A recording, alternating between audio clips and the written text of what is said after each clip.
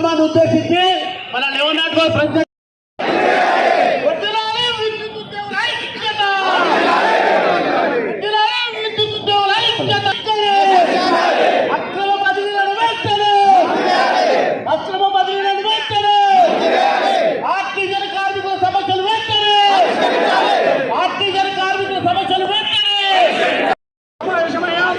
ఇక్కడ మనం అడుగుతూ అక్కడ ఉన్న సీట్లన్నీ వేసి బయటికి కావాలి. ఆ విధంగా అరవాలి. పక్కకి సెక్రటరీ ఉంటే పక్కన అందరూ ఉన్నారు. మన సీఎండీ గారు తక్షణం వచ్చి మనకు ఇక్కడ మెసేజ్ కూడా ఇవ్వాలని కూడా మీ అందరి ద్వారా నేను కోరుకుంటున్నాం. విద్యుత్ జలైక్యత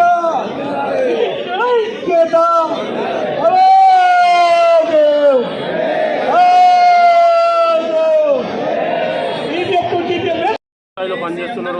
వాళ్ళకు గ్రేడ్ చేంజ్ చేయాలని ఈ డిమాండ్లతోటి మేము ఇవాళ మాదన్న గుర్తించడం మాకు రెండు జేసీలు విద్యుత్ సంస్థల్లో ఉన్న ఈ సెక్టర్లో ఉన్న అన్ని అసోసియేషన్ల ట్రైనర్లందరూ ఒకతాటిపై తెచ్చి నిన్న నోటీస్ చేయడం అయింది. అయినా మేము యాజమాన్యం స్పందించకుంటే నిన్న సాయంత్రం వరకు చూసి ఎలాంటి స్పందన లేకపోతే ఇవాళ మేము మహాధర్నాకి ఇవాళ పిలిపించడం. అందరూ పెద్ద ఎత్తులో తరలి వచ్చారు అన్ని జిల్లాల నుంచి తెలంగాణలో. ఇప్పుడు మధ్యలో కూడా కొంతమంది బస్సులలో ట్రైన్లలో వస్తున్నారు.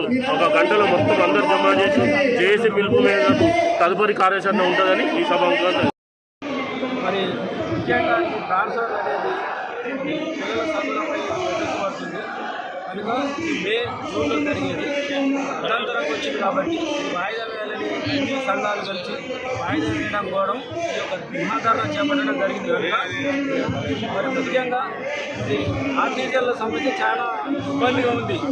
వాళ్ళకు ఏమి లేవు. వాళ్ళంతగా 2022 జైలుగా రిక్రూట్మెంట్ వాళ్ళకంటే ఈపీఎఫ్ అయ్యడం బెనిఫిట్స్ ఏమి లేవు కనుక ఇవన్నీ ఇచ్చి వాళ్ళకు ఆదుకోవాలని కోరుకుంటున్నాం. కాబట్టి ఆ పద్ధతిలో ట్రాన్స్ఫర్లు ఉంటే బాగుంటుంది యాజమాన్యానికి జేఏసీగా చెప్పడం జరిగింది. ఇప్పటికైనా తొందరగా ఏం లేదు, ఒక 3 నెలలు ఆగి ట్రాన్స్ఫర్ చేస్తే అభ్యంతరం లేదనేది జేఏసీగా చెప్పడం జరిగింది. కానీ యాజమాన్యం ఏంటంటే ఖచ్చితంగా ఇప్పుడే ట్రాన్స్ఫర్ చేయాలనే పద్ధతిలో మొండిగా వెళ్తున్నటువంటి పరిస్థితి. ఇది మంచి పద్ధతి కాదు. ఏదైతే ట్రాన్స్ఫర్స్ ఉన్నాయో ట్రాన్స్ఫర్లకు జేఏసీ వ్యతిరేకం కాదు. ఏదైతే జూన్ మే నెల ఏదైతే ఉన్నదో అప్పుడు ట్రాన్స్ఫర్ చేయమని చెప్తా ఉన్నాం. అలాగే ఆర్టీజన్ల సమస్య చాలా సంవత్సరాల నుంచి పెండింగ్ ఉన్నది. ఆర్టీజన్లకు ఇప్పటికి 7 సంవత్సరాలు అయ్యింది వాళ్ళు రిక్రూట్మెంట్ అయ్యి. వాళ్ళకు గ్రేడ్ చేంజ్ చేయాలనేది ఏదైతే రాసుకున్నామో అండర్స్టాండింగ్ రాసుకున్నామో దాంట్లో ఉన్నది 5 సంవత్సరాలు లేదా ఆర్టీఆర్ గ్రేడ్ చేంజ్ చేయాలని. కానీ వాళ్ళకి 7 సంవత్సరాలు అయింది, ఇప్పటి వరకు కూడా వాళ్ళకి గ్రేడ్ చేంజ్ చేయట్లేదు. కాబట్టి వాళ్ళకు కూడా వెంటనే గ్రేడ్ చేంజ్ చేయాలని చెప్పేసి కూడా ఈ ధర్నా ముఖ్య ఉద్దేశం. ఎన్నో వందలాది మంది ప్రాణాలు పోతున్నా కూడా మా ఎవరైతే ఓఎంఎం కార్మికులు కానీ ఆర్టిజన్ కార్మికులు కానీ పనిచేస్తున్న సందర్భంలో ఈ విధంగా మేనేజ్మెంట్ వ్యతిరేక నిర్ణయాలను మాత్రం మేము తీవ్రంగా వ్యతిరేకిస్తున్నాము. అలాగే ఎన్నో సంవత్సరాల నుంచి ఆర్టిజన్ల సమస్య అట్లనే ఉంది, టీఏల సమస్య అట్లనే ఉంది, టీసీఏల సమస్య అట్లనే ఉన్నది, మెడికల్ సమస్యలు అట్లనే ఉన్నాయి, ఈపీఎఫ్ టు జీపీఎఫ్ అట్లనే ఉన్నది. ఇలా చెప్పుకుంటూ పోతే విద్యుత్ సంస్థ మొత్తం ఒక సమస్యల పుట్టలాగా తయారైంది. దీన్ని మాత్రం మేనేజ్మెంట్ సీరియస్గా తీసుకొని ఇమ్మీడియట్గా జేఏసీతోని చర్చలు జరిపి ఉన్న అవకాశాలన్నింటినీ ఏదైతే కార్మికులకు సంబంధించిన ఏదైతే మంచి చేయాల్సిన విషయం ఏదైతే ఉన్నదో దాని మీద ఇమ్మీడియట్గా నిర్ణయం తీసుకుంటారని ఆశిస్తున్నాము. లేదంటే ఈ ఉద్యమం ఇంకా తీవ్రతరం దాల్చి ఇవాళ జేఏసీ నిర్ణయానికి మేము కట్టుబడి ఇవాళ అన్ని జిల్లాల్లో కూడా షట్ డౌన్ చేయడానికి కూడా మేము సిద్ధమని తెలియజేస్తున్నాము. Thank you.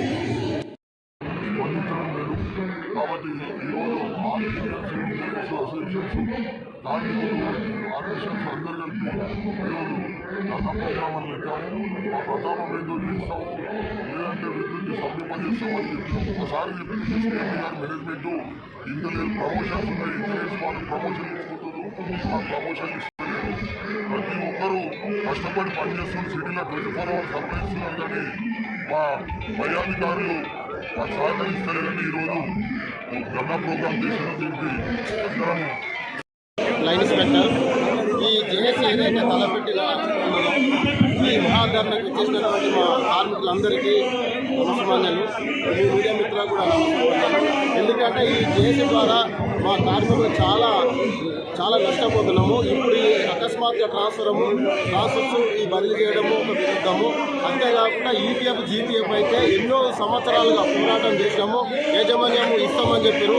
ఆ ఈపీఎఫ్ జీపీఎఫ్ ఇప్పటి వరకు అమలు చేయలేదు. ఇది చాలా దారుణము. ఎందుకంటే ఇటువంటి మొండి వైఖరిని వెంటనే ఖండిస్తున్నాము. దయచేసి ఇప్పటికైనా ప్రభుత్వం మేల్కొని ఈపీఎఫ్ జీపీఎఫ్ సమస్య పునరుద్ధరించుకోవాలి. అదేవిధంగా ఆర్టీసీ సమస్య కూడా చాలా సంవత్సరాలు ఉన్నాయి. ఒక్కొక్క సబ్స్టేషన్ ఇద్దరు మాత్రమే డ్యూటీ చేస్తున్నారు. ఇంకా ఆపరేటర్స్ చాలా అవసరం ఉన్నది. ఈ చాలా ఇంకా చెప్పాలంటే ఇంకా ఎన్ని ఉన్నాయి. ఆ సమస్యలు మా పై అధికారులు చెప్తారు. దయచేసి ఈ సమస్యలు తొందరగా పరిష్కరిస్తారని